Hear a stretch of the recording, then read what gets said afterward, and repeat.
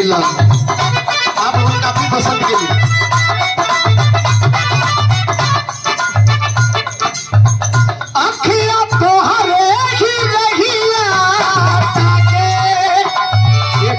घबरा मत